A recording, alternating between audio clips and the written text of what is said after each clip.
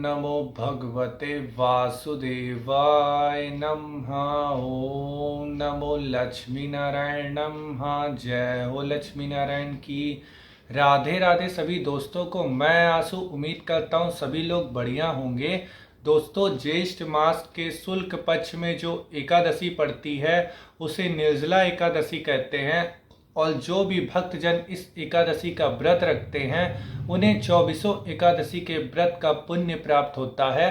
क्योंकि ज्येष्ठ के महीने में जब गर्मी चरम पर हो तो जो भी भक्तजन निर्जल एकादशी का व्रत रखते हैं वो किसी साधना से कम नहीं, और भगवान की विशेष कृपा ऐसे भक्तजनों के ऊपर सदैव बनी रहती है।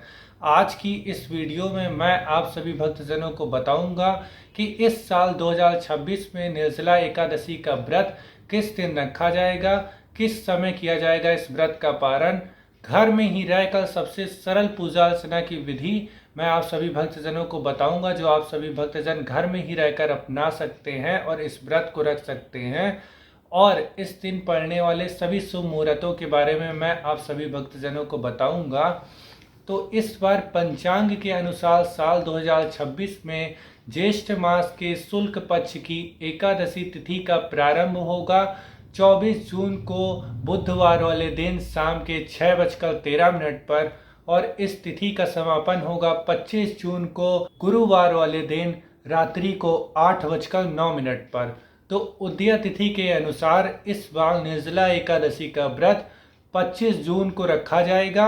और जो भी भक्तजन इस एकादशी का व्रत रखेंगे, सबसे सरल विधि जो हमारे सनातन धर्म में बता रखी है, 10वीं तिथि से हम लोग चावल का त्याग करेंगे, तुलसा दल को पर्याप्त मात्रा में इकट्ठा करके रख लेंगे, जिससे कि एकादशी के दिन जब हम लोग पूजा अर्चना कर रहे हों तो हमारे पास तुलसा दल पर्याप्त मात्रा में उपस्थित हो। एकादशी के दिन प्रातःकाल ब्रह्म मुहूर्त में सुबह जल्दी उठ जाएंगे, स्नान करने के बाद पवित्र वस्त्रों को धारण करेंगे, तांबे के लोटे में जल लेकर पूर्व दिशा की ओर मुख करके सूर्यदेव को अर्घ्य देंगे। फिर हाथ में जल और पुष्प लेकर हम संकल्प करेंगे, 3 बार भगवान विष्णु का नाम लेंगे। ओम विष्णु विष्णु विष्णु कहकर अपना नाम, अपने पिता का नाम, अपना गोत्र का नाम लेकर भगवान से गिनती करेंगे कि हे भगवान, आज हम निर्जल एकादशी का व्रत रख रहे हैं, कृपया करके हमारी पूजा अर्चना को स्वीकार करें और अपनी कृपा हम पर और हमारे परिवार वालों पर बनाए रखें। फिर अपनी पूजा अर्चना को प्रारंभ करेंगे। घर का स्थान जहाँ पे आप सभी भक्तजनों को पूजा अर्चना करनी हो, घर का मंदिर, उसे साफ सुथरा करने के बाद हम लोग अपनी पूजा अर्चना को प्रारंभ करेंगे। लक्ष्मी नारायण को, भगवान शालिग्राम भगवान को विराजित करेंगे। शुद्ध जल से, गंगा जल हो तो अति उत्तम है, उससे भगवान का स्नान कराएंगे। स्नान कराने के बाद भगवान के ऊपर रोली चंदन अर्पित करेंगे, माता रानी के ऊपर सिंदूर अर्पित करेंगे। पुरुष हैं, माता रानी के चरणों में सिंदूर अर्पित करेंगे। चंदन और रोली अर्पित करने के बाद हम लोग माता रानी और भगवान के ऊपर पुष्प अर्पित करेंगे। पुष्प भगवान विष्णु को पीले रंग के पुष्प अधिक प्रिय हैं, माता रानी को लाल रंग के पुष्प अधिक प्रिय हैं। लेकिन श्रद्धा के साथ जो भी हम लोग भगवान के ऊपर अर्पित करेंगे, भगवान उसे अवश्य स्वीकार करेंगे। पुष्प अर्पित करने के बाद सुगंधित वातावरण के लिए धूप बत्ती, अगरबत्ती हो गया, इसे जलाकर हम भगवान को दिखाएंगे। फिर हम लोग अग्नि को प्रज्वलित करेंगे, जिसके लिए हम लोग घी के दीपक का उपयोग कर सकते हैं।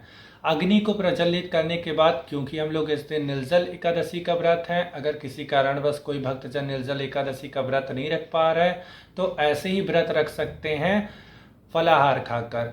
व्रत रख रहे हैं, व्रत अगर हम लोग चाहे निर्जल हो चाहे फलाहार के थ्रू हो व्रत, लेकिन हम लोग भगवान को भोग अर्पित करेंगे। भोग के लिए फलाहार हो गया, मौसमी फल हो गए, पंचामृत हो गया, मिठाइयाँ हो गई, ये सब भगवान को भोग लगा सकते हैं। भोग लगाने के बाद हम लोग निर्जल एकादशी की व्रत कथा को पढ़ेंगे। जो भी भक्तजन इस एकादशी की व्रत कथा को पढ़ते हैं अथवा सुनते हैं, उन्हें अनंत गुना फल की प्राप्ति होती है और लक्ष्मी नारायण की कृपा ऐसे भक्तजनों के ऊपर सदैव बनी रहती है। एकादशी की व्रत कथा को पढ़ने के बाद हम सभी भक्तजन भगवान लक्ष्मी नारायण की, शालिग्राम भगवान की, तुलसा मैया की आरती करेंगे। आरती करने के लिए हम लोग कपूर से आरती कर सकते हैं या फिर घी के दीपक का भी प्रयोग कर सकते हैं। आरती करने के बाद जो भक्तजन निर्जल एकादशी का व्रत है, भगवान का आशीर्वाद लेके अपनी दिनचर्या को प्रारंभ कर सकते हैं। जो लोग किसी कारणवश व्रत नहीं रख पा रहे हैं, फलाहार व्रत हैं, वो लोग कुछ थोड़ा बहुत खाकर भगवान का प्रसाद ग्रहण कर अपनी दिनचर्या को प्रारंभ कर सकते हैं। जो भक्तजन मंत्रों का जाप, नाम जाप करना चाहते हैं, एकादशी के महत्व में बताया गया है कि ओम नमो भगवते वासुदेवाय नमः मंत्र का जाप करना इस दिन अधिक फलदायी है। भक्तजनों को खुशहाली, सुख, समृद्धि और सकारात्मक ऊर्जाएं प्राप्त होती हैं। घर में सदैव सकारात्मक ऊर्जाएं बनी रहती हैं। माँ लक्ष्मी का ध्यान करना हो तो माँ लक्ष्मी नमस्तुभ्यम नमस्तुभ्यम सुरेश्वरी, हरि प्रिय नमस्तुभ्यम नमस्तुभ्यम दयानिधे। ये माँ लक्ष्मी का ध्यान मंत्र है, भक्तजन इसको भी जाप कर सकते हैं। भगवान विष्णु का अधिक प्रिय मंत्र जो है ओम शांताकारं भुजगशयनं पद्मनाभं सुरेशं विश्वाधारं गगनश्रेदसं मेघवर्णं शुभांगं लक्ष्मीकान्तं कमलनयनं योगविद्यानगम्यं वन्दे विष्णुभवभयहरं सर्वलोकैकनाथम्। इस मंत्रों का जाप कर सकते हैं। भगवान विष्णु को ये मंत्र बहुत ही अधिक प्रिय है और रात्रि में ऐसा हमारे सनातन धर्म की मान्यता है कि जो भी भक्तजन एकादशी का व्रत रख रहे हैं वो रात्रि को जाग कर रात्रि जागरण कर सकते हैं, भजन कीर्तन कर सकते हैं और भक्ति भाव के साथ हम सभी भक्तजन जैसी भी पूजा अर्चना कर रहे हैं श्रद्धा पूर्वक, प्रेम पूर्वक, पूरी श्रद्धा निष्ठा के साथ अगर हम सभी भक्तजन पूजा अर्चना कर रहे हैं तो भगवान हमारी पूजा अर्चना को अवश्य स्वीकार करेंगे। उनकी कृपा सभी भक्तजनों के ऊपर सदैव बनी रहेगी। अब मैं आप सभी भक्तजनों को इस एकादशी का व्रत का पारण किस समय, क्या शुभ मुहूर्त है किया जाएगा, उसके बारे में मैं बता दे रहा हूँ। एकादशी के व्रत का पारण द्वादश तिथि के समय किया जाता है। तो इस बार ज्येष्ठ मास के शुक्ल पक्ष की द्वादश तिथि का प्रारंभ हो रहा है 25 जून को गुरुवार वाले दिन रात्रि को 8:10 से लेकर 26 जून को शुक्रवार वाले दिन रात्रि के 10:22 तक। तो इस बार निर्जल एकादशी के व्रत का पारण किया जाएगा 26 जून को और 26 जून को प्रातः काल सुबह 5:25 से लेकर सुबह के 8:13 तक अगर व्रत का पारण कर लिया जाए तो ये पंचांग के अनुसार बहुत ही उत्तम मुहूर्त है व्रत के पारण का। किसी भी ब्राह्मण को दान दक्षिणा देकर, थोड़ा सा सीधा निकाल कर देकर अगर व्रत का पारण किया जाए तो बहुत ही उत्तम होता है। व्रत का पारण हम लोग गंगा जल ग्रहण करके कर सकते हैं, तुलसा दल ग्रहण करके कर सकते हैं या फिर चावल के एक टुकड़े को खाकर कर सकते हैं। भगवान के चरणामृत को ग्रहण करके कर सकते हैं। पंचामृत को भगवान को भोग की गई अर्पित किए हुए किसी भी प्रसाद को ग्रहण करके हम लोग व्रत का पारण कर सकते हैं। अब मैं आप सभी भक्तजनों को निर्जला एकादशी का व्रत जिस दिन है उस दिन पड़ने वाले सभी शुभ मुहूर्तों के बारे में बताऊंगा।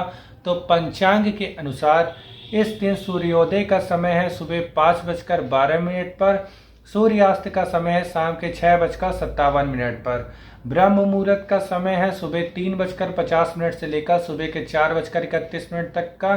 प्रातः काल संध्या का जो शुभ मुहूर्त है वो सुबह के 4:10 से लेकर सुबह के 5:12 तक का है। अभिजीत मुहूर्त का जो शुभ समय है वो सुबह के 11:37 से लेकर सुबह के 12:32 तक का है। विजय मुहूर्त का जो शुभ समय है वो दोपहर के 2:22 से लेकर दोपहर के 3:17 तक का है। गोधूली मुहूर्त का जो शुभ समय है वो शाम के 6:56 से लेकर शाम के 7:17 तक का है। सायं संध्या का जो शुभ मुहूर्त है वो शाम के 6:57 से लेकर शाम के 7:68 तक का है। अमृत कलम का जो शुभ मुहूर्त है वो सुबह के 6:46 से लेकर सुबह के 8:32 तक का है। निशिता मुहूर्त जो रात्रि के समय ध्यान करने के लिए, साधना करने के लिए, भजन कीर्तन करने के लिए बहुत ही शुभ मुहूर्त होता है, वो रात्रि को 11:44 से लेकर रात्रि को 12:25 तक का है। ये सभी शुभ मुहूर्त हैं जो जिस दिन एकादशी का व्रत रखा जाएगा उस दिन पड़ेंगे। राहु काल का समय मैं आप सभी भक्तजनों को बताए दे रहा हूँ। इस दिन राहु काल का समय दोपहर के 1:57 से लेकर दोपहर के 3:32 तक का है। तो इस समय कोई भी भक्तजन किसी भी पूजा अर्चना की शुरुआत ना करें, किसी भी मांगलिक कार्य की, किसी भी यात्रा की शुरुआत ना करें, क्योंकि राहु काल के समय कोई भी मांगलिक कार्य नहीं किया जाता, कोई भी पूजा अर्चना की शुरुआत नहीं की जाती, किसी भी यात्रा की शुरुआत नहीं की जाती। अगर कोई भी पूजा अर्चना, कोई कार्य पहले से प्रारंभ हो चुका हो तो उसे पूरा कर सकते हैं, लेकिन इस समय किसी भी यात्रा की, किसी भी मांगलिक कार्य की, किसी भी पूजा अर्चना की शुरुआत नहीं करनी चाहिए। ऐसा हमारे सनातन धर्म में वर्जित है। यही जानकारी थी दोस्तों जो इस वीडियो के माध्यम से मेरे को आप सभी भक्तजनों को देनी थी। फिर मिलते हैं अगली वीडियो में किसी और जानकारी के साथ। आशा करते हैं आप सभी का हर दिन हर पल मंगलमय हो। सभी देवी देवताओं की कृपा सभी भक्तजनों के ऊपर सदैव बनी रहे। राधे राधे सभी दोस्तों।